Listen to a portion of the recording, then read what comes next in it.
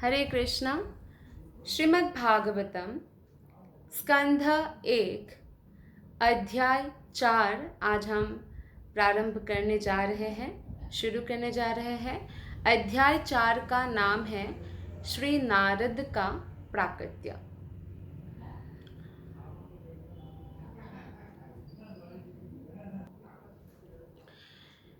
श्लोक नंबर 1।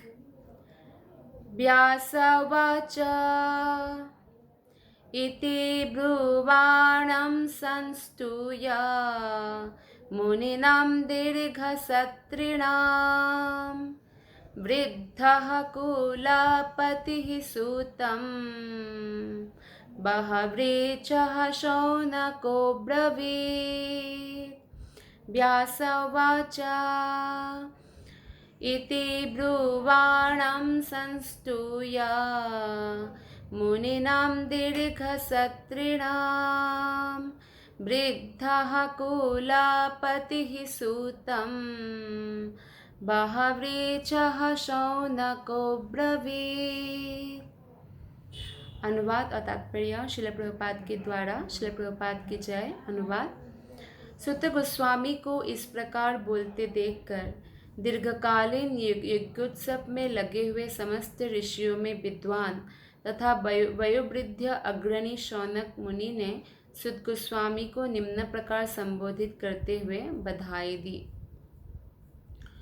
तो हम लास्ट श्लोका जो है 3rd चैप्टर का, उसमें हम देखते हैं कि सुत गोस्वामी कहते हैं कि सुखदेव गोस्वामी ने महाराज परीक्षित को भागवत सुनाया तो मैंने अत्यंत ध्यान पूर्वक सुना और इस तरह उनकी कृपा से मैंने महान शक्ति संपन्न ऋषि सुखदेव गोस्वामी से भागवत को सीखा।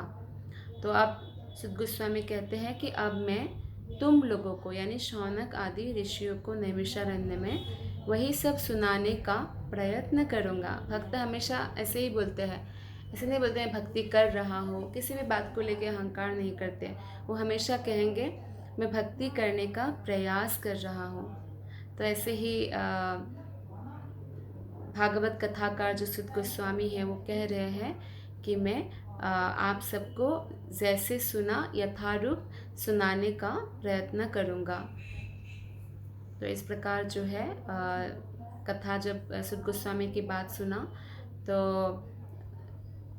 जो वयोवृद्ध अग्रणी है उसमें सभी ऋषियों में शौनक ऋषि, तो आगे वो संबोधित करेंगे।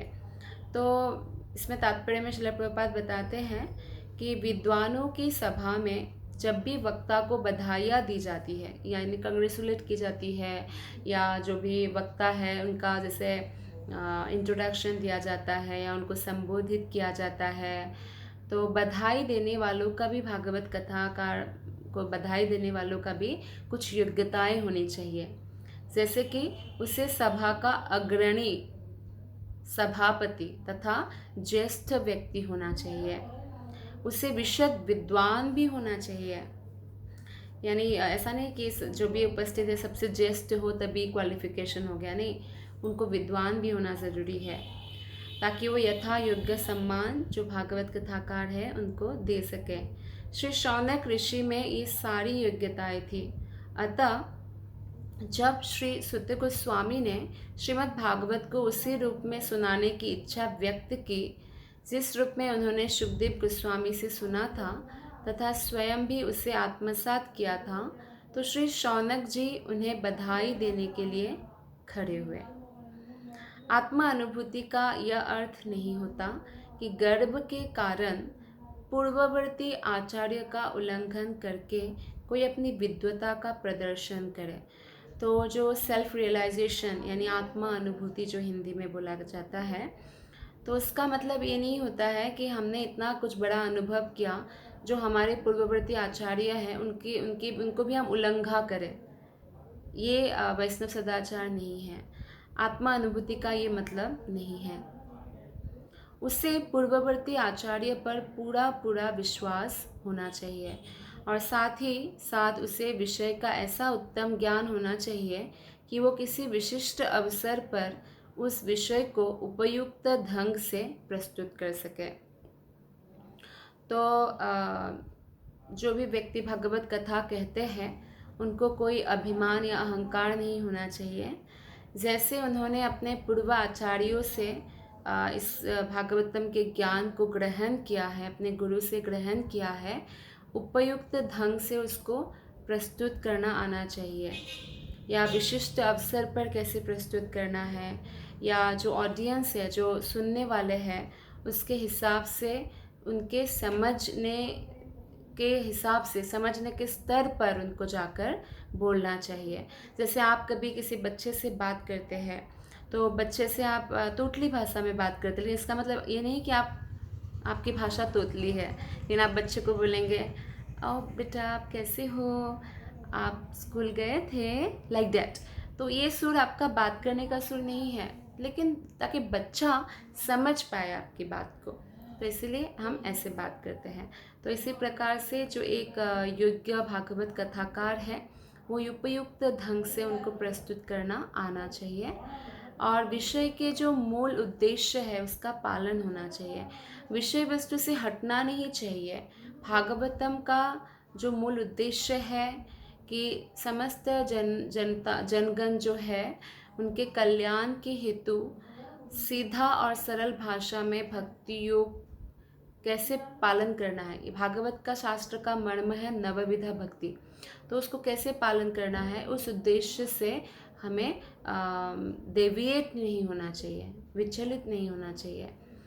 खींच तान कर उसका कोई दुर्बाद अर्थ नहीं निकालना चाहिए, क्योंकि एक ही श्लोक में संस्कृत का जो एक ही शब्द है उसका अनेक प्रकार का अर्थ निकल सकता है। फॉर एग्जाम्पल, जैसे संस्कृत शब्द है आत्मा, तो कई श्लोक में उसका मीनिंग दिया जाता है शरीर, किसी में मन, या किसी में आत्मा।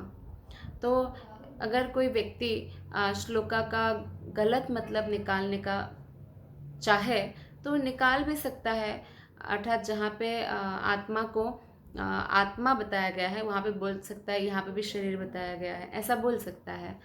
या जैसे कि खींचतान कर कोई दुर्बाद अर्थ निकाले, क्योंकि एक ही संस्कृत शब्द का कई अर्थ निकल सकता है।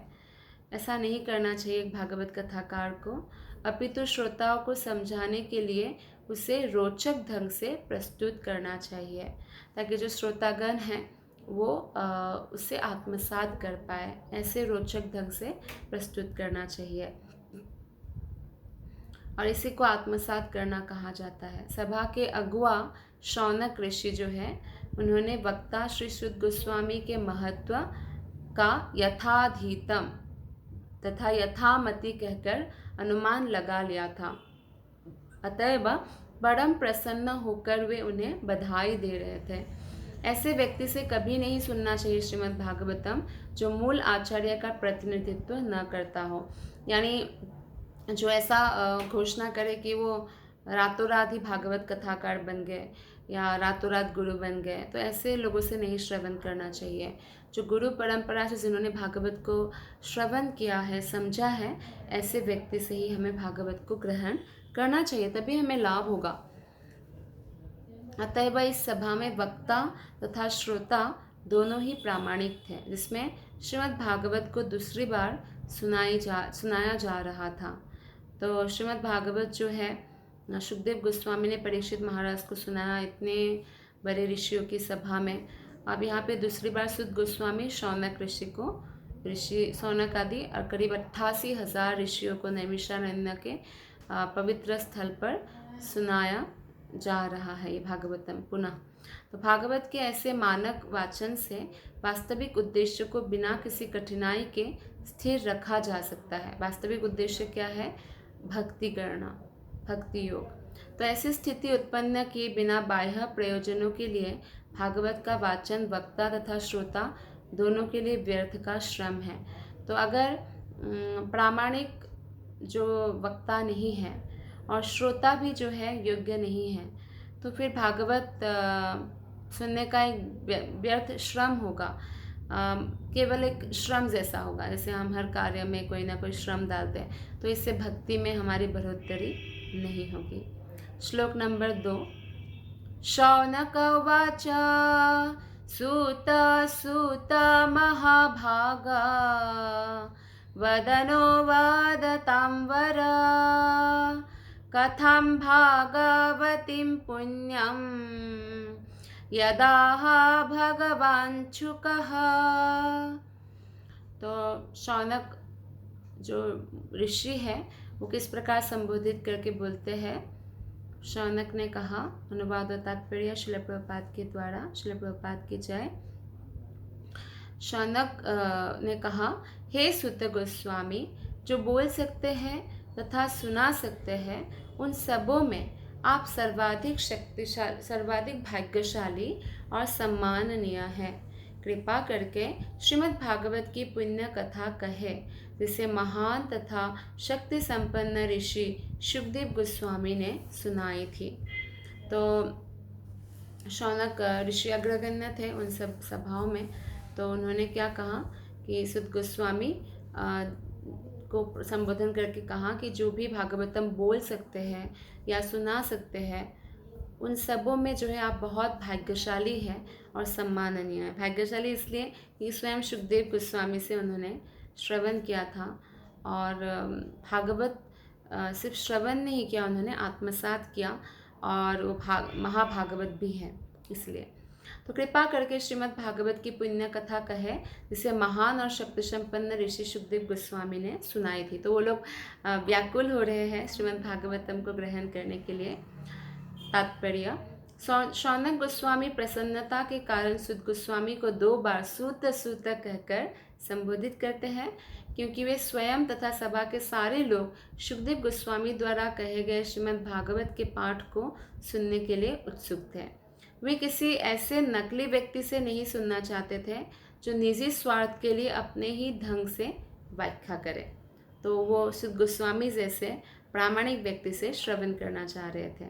सामान्य रूप से भागवत के तथाकथित कथावाचक या तो पेशेवर वाचक होते हैं या तथाकथित विद्वान निर्विशेषवादी होते हैं जो परम पुरुष की सविशेष दिव्य लीलाओं में प्रवेश नहीं पा सकते हैं। तो कई बार भागवत के कथावाचक ऐसे होते हैं जो या तो वो भागवत कथा इसलिए कर रहे हैं कि बिजनेस करे, उससे पैसा कमाएं लाखों लाखों और अपने घर परिवार का पालन पोषण करे, जो कि ऐसा व्यापार नहीं चला सकते कोई भागवत कथा करके। और या तो दूसरा विद्वान होगा लेकिन वो निराकारवादी होगा। जो निराकारवादी होगा वो भक्ति के बारे में क्या कथा कहेंगे, राइट। तो इसीलिए ऐसे व्यक्ति से श्रवण करके कोई भी भगवान की दिव्य लीला में भी प्रवेश नहीं पा सकते हैं। ऐसे निर्विशेषवादी अपनी अपनी रुचि के अनुसार जो निर्विशेष मत का समर्थन करने वाला जो कुछ मीनिंग है वो अर्थ निकालेंगे, और जो पेशेवर वाचक होते हैं वो क्या करते हैं, सीधे दशम स्कंद में पहुंच जाते हैं और दशम स्कंद में भी जाके सीधा रास लीला के बारे में वर्णन करने लग जाते हैं ताकि लोगों को, क्योंकि उसमें इंटरेस्ट बहुत है, तो वो लोग भी गलत व्याख्या करने लगते हैं भगवान की गुह्यतम अंश का। इन दोनों में से कोई भी वाचक भागवत सुनाने का अधिकारी नहीं होता। ना कि निराकारवादी भागवत सुना सकते हैं और ना ही जो भागवत को business as a business use करते हैं, जबकि वो भागवत के कहे अनुसार जीवन नहीं जीते हैं, बस कथा करते हैं, वो भी भागवत सुनाने का अधिकारी नहीं होता।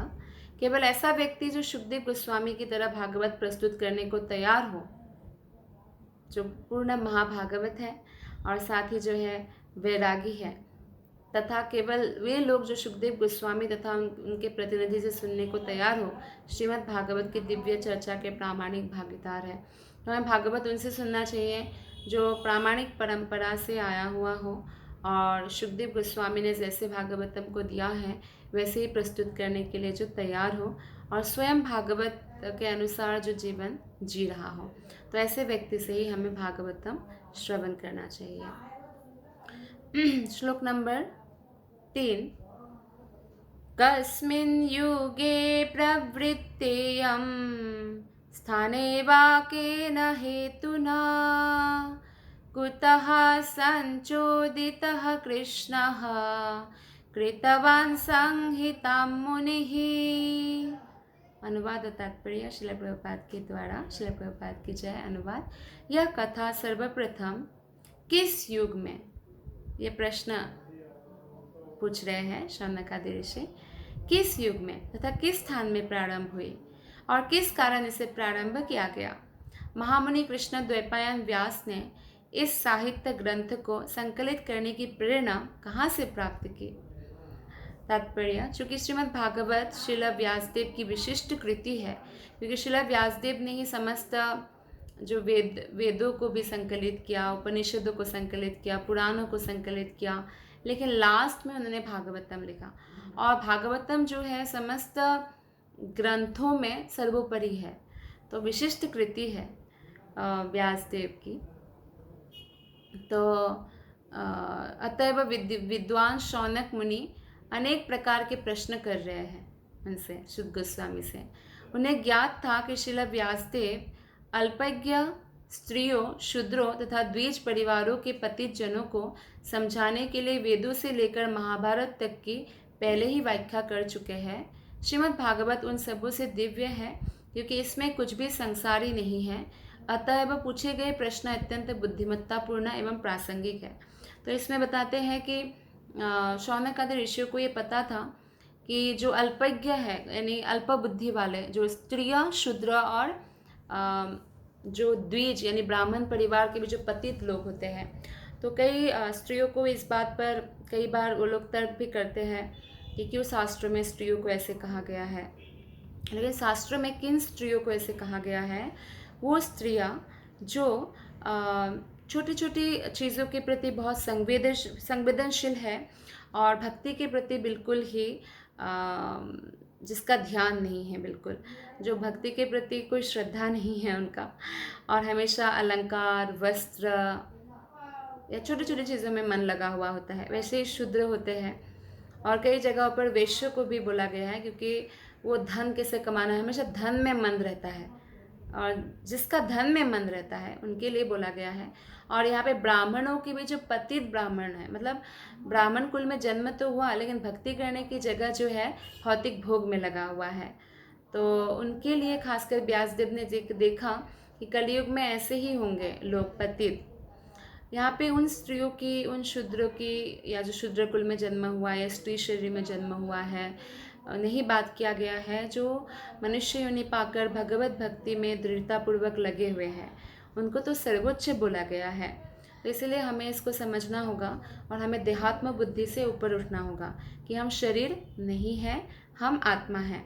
और श्रीमद् भागवतम जो है आत्मा का विज्ञान है, आत्मा के लेवल पर इसमें बताया गया है। और श्रीमद् भागवतम इसलिए जो है दिव्य है, कुछ भी संसारी नहीं है इसमें। जैसे कि धर्म, अर्थ, काम, मोक्ष ये संसारी विषय वस्तु है, लेकिन इसमें ऐसा नहीं है। तो इसीलिए, और जैसे कि यहाँ पे बताया गया है कि व्यासदेव ने तो महाभारत भी रचना कर दी। व्यासदेव ने एक्चुअली पहले एक ही वेद था तो उसको 4 भाग में विभक्त किया कि थोड़ा सिंपल कर दें, क्योंकि कलयुग में आने वाले लोग सब के सब जो है कम बुद्धिमान वाले हैं। तो फिर क्या हुआ, फिर उन्होंने उपनिषद में भी विभाजन कर दिया, फिर पुराणों में विभाजन कर दिया, लेकिन फिर भी उनको संतुष्टि नहीं हुई। फिर जाकर महाभारत लिखा। उन्होंने देखा कि वेद, उपनिषद, पुराण भी समझने के काबिल नहीं रहेंगे, लेकिन महाभारत का जो कथा है, इतिहास है, वो शायद सुनकर या पढ़कर फिर कुछ अपने लिए धर्म का कार्य कर सकें। तो एक्चुअली महाभारत के बीच में जो भागवत गीता भी दिया, जो भगवान श्री कृष्ण ने स्वयं अर्जुन को दिया, तो वो एक्चुअली महाभारत का विषय वस्तु है। लेकिन महाभारत के प्रिंसिपल को छोड़कर अल्पबुद्धि वाले लोग क्या करते हैं, महाभारत का कौन सा पार्ट लेते हैं, पॉलिटिकल पार्ट या इकोनॉमिकल पार्ट या जो सोशल जो भी है वो रीति नीति, उस पर फंसे रहते हैं, जबकि उसका मेन प्रिंसिपल टॉपिक है श्रीमद् भागवत गीता। और भागवत गीता जहाँ खत्म होती है वहाँ भागवतम शुरू होती है। तो इसलिए वो जानना चाहते हैं कि ये जो विशिष्ट कृति है भागवतम है, ये लिखने का प्रेरणा उनको कहाँ से प्राप्त हुआ व्यासदेव को, और क्योंकि ये बहुत दिव्य है और ये इसलिए प्रश्न भी बहुत बुद्धिमत्तापूर्ण है और बहुत रेलिवेंट क्वेश्चंस पूछा शौनक ऋषि ने, शौनक मुनि ने। तो श्लोक नंबर 4, तस्य पुत्रो महायोगी समाद्रिङ्विकल्पकः एकान्तमातिरुन्निद्रो गूढो मूढ इवेयते। अनुवाद और तात्पर्य श्रील प्रभुपाद के द्वारा, श्रील प्रभुपाद की जय। अनुवाद। उनका व्यासदेव का पुत्र परम भक्त समदर्शी ब्रह्मवादी था, जिसका मन सदैव ब्रह्मवाद में केंद्रित रहता था। वह संसारी कर्मों से परे था, लेकिन प्रकट न होने के कारण अज्ञानी जैसा लगता था। तो व्यासदेव का पुत्र सुखदेव गोस्वामी जो है परम भक्त है भगवान के और समदर्शी था, तो हर एक के अंदर भगवान का उपस्थिति को वो अनुभव कर सकते थे, सबको समान रूप से देखते थे और हमेशा जो है उनका मन भगवान में केंद्रित था, ब्रह्मवाद में केंद्रित था और वो संसारी जो भी कर्म है उससे परे थे, हमेशा आध्यात्मिक धरातल पर रहते थे। तो इसीलिए क्योंकि उन्होंने अपना जो भी प्रकट नहीं किया अपने ज्ञान को तब तक ऐसा लगता था जैसे अज्ञानी है, ऐसा लगता था। तात्पर्य। श्रील सुखदेव गोस्वामी मुक्त जीव थे, अतएव वे सदैव जागरूक बने रहे कि वे माया पाश में ना फंस जाए। यहाँ तक कि सुखदेव गोस्वामी 14 साल तक माता के गर्भ में रहे और जब तक भगवान श्री कृष्ण ने आके ये नहीं कहा कि आपको मेरी माया टच नहीं करेगी, आप बाहर आ जाइए, तब तक वो बाहर नहीं आए थे। और जैसे ही 14 साल में वो बाहर आए तो तुरंत ही वन को गति किया। तो भौतिक दृष्टि से देखा जाए तो ये बहुत असंभव जैसा लगता है कि कोई किसी के पेट में, माता के गर्भ में 14 साल कैसे रह सकते हैं। और ये आध्यात्मिक धरातल पर कुछ भी संभव है। यहाँ तक कि पहले के ज़माने में जो लोग होते थे वो आध्यात्मिक होने के कारण बहुत शक्तिशाली थे। यहाँ तक कि अगर पूर्व समय में कोई वेश्या भी हो, वो भी धर्म कर्म जानती थी, बेसिक जो सदाचार है वो जानती थी। तो आप सोचिए जो इवन शूद्र अभी है वो भी जानते थे, वो भी एकादशी का पालन करते थे इत्यादि। तो इस प्रकार से हम देख सकते हैं कि पहले के जो लोग थे वो भगवान के प्रति झुकाव ज़्यादा होने के कारण काफ़ी पावरफुल थे। जैसे कि दीति को पता चला कि उसके गर्भ में जो है बच्चा है हिरण्यकशिपु और हिरण्याक्ष, तो काफ़ी खतरनाक है, मतलब तहलका मचा देंगे बाहर आएंगे तो करीब 100 साल तक उन्होंने अंदर रखा। और ऐसा मतलब पॉसिबल है कहने का मतलब, जैसे कि भगवान श्री कृष्ण के माता देवकी की गर्भ से बलराम जी को संकर्षित करके रोहिणी माता के गर्भ में रखा गया। तो जब तक हम आध्यात्मिक धरातल पर नहीं उठते हैं तो तब तक ये बातें समझ पाना बहुत मुश्किल है। लेकिन जैसे जैसे हम अपना हरे कृष्ण महामंत्र जप के द्वारा, भगवत श्रवण के द्वारा, भगवत भक्तों के संग के द्वारा अपना आध्यात्मिक स्थिति को ऊपर उठाते जाते हैं, वैसे वैसे हमें समझ आता है। तो भागवत गीता में इस जागरूकता की रोचक व्याख्या की गई है।